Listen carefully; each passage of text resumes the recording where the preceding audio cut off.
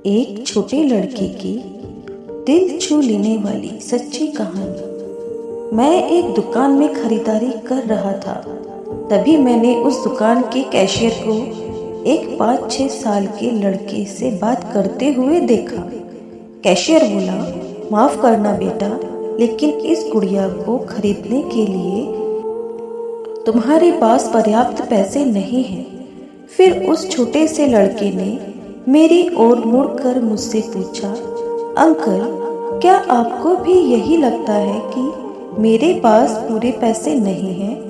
मैंने उसके पैसे गिने और उससे कहा, हाँ बेटा, यह सच है कि तुम्हारे पास इस गुड़िया को खरीदने के लिए पूरे पैसे नहीं हैं। वह नन्हा सा लड़का अभी भी अपने हाथों में गुड़िया थामे हुए खड़ा था।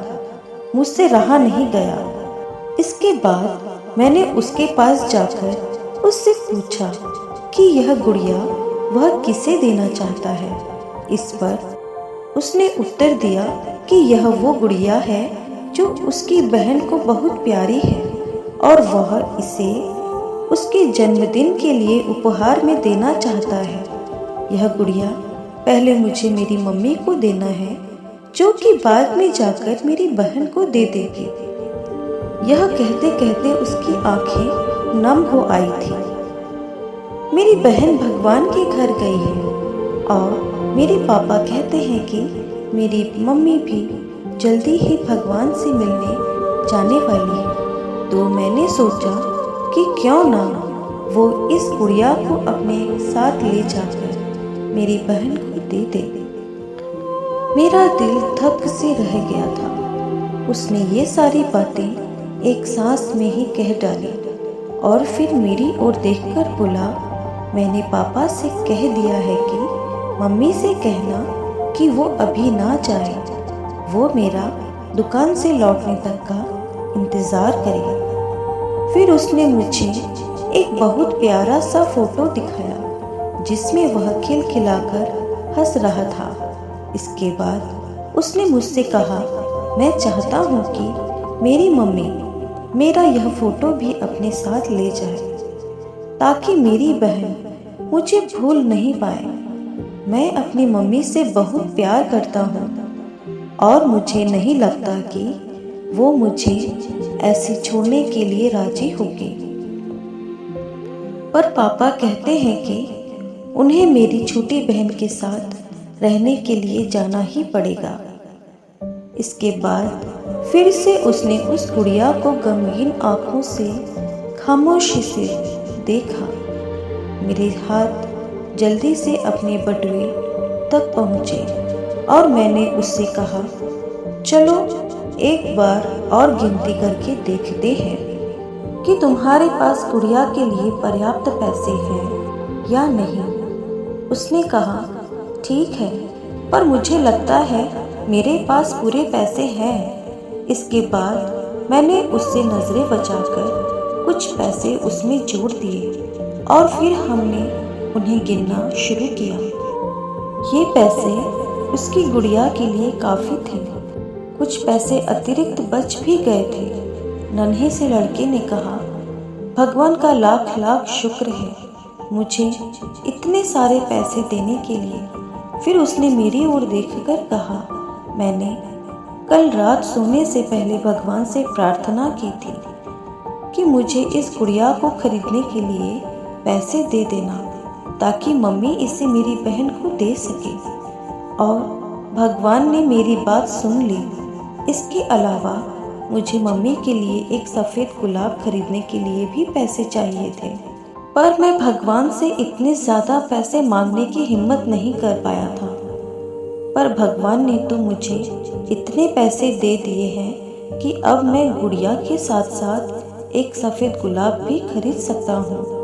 मेरी मम्मी को सफ़ेद गुलाब बहुत पसंद है। फिर हम वहाँ से निकल गए। मैं अपने दिमाग से उस छोटे से लड़के को निकाल नहीं पा रहा था। फिर मुझे 2 दिन पहले स्थानीय समाचार पत्र में छपी एक घटना याद आ गई, जिसमें एक शराबी ट्रक ड्राइवर के बारे में लिखा था।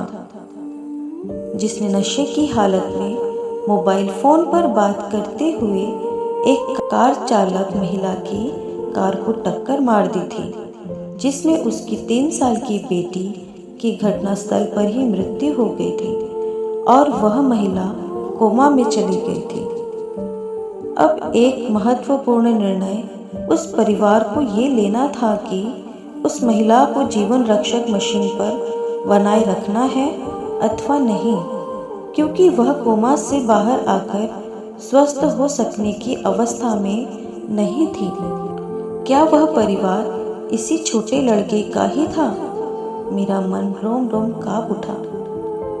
मेरी उस नन्हे लड़के के साथ हुई मुलाकात के 2 दिन बाद मैंने अखबार में पढ़ा कि उस महिला को बचाया नहीं जा सका। मैं अपने आप को रोक नहीं सका और अखबार में दिए पते पर जा पहुंचा, जहां उस महिला को अंतिम दर्शन के लिए रखा गया था। वह महिला श्वेत धवल कपड़ों में थी, अपने हाथ में एक सफ़ेद गुलाब और उस छोटे से लड़के का वह फोटो लिए हुए और उसके सीने पर रखी हुई थी वही गुड़िया। मेरी आंखें नम हो गई। मैं नम आंखें लेकर वहां से लौटा। उस नन्हे से लड़के का अपनी माँ और उसकी बहन के लिए जो प्यार था वह शब्दों में बयान करना मुश्किल है। और ऐसे में एक शराबी चालक ने अपनी घोर लापरवाही से क्षण भर में उस लड़के से उसका सब कुछ छीन लिया था। इस कहानी से सिर्फ और सिर्फ एक पैगाम देना चाहता हूँ। कृपया कभी भी शराब पीकर और मोबाइल पर बात करते समय वाहन ना चलाएं। ये कहानी इतनी दिल छू लेने वाली है कि आपकी आंखें भी ज़रूर नम हो गई होंगी। आपको ये कहानी ज़रा भी दिल छू गई हो तो प्लीज़ लाइक ज़रूर करें, कमेंट करके ज़रूर बताएं और इसे शेयर ज़रूर करें। सब्सक्राइब करना बिल्कुल भी ना भूलें। अपना ख्याल रखें और हमेशा मुस्कुराते रहें। जय हिंद, जय भारत।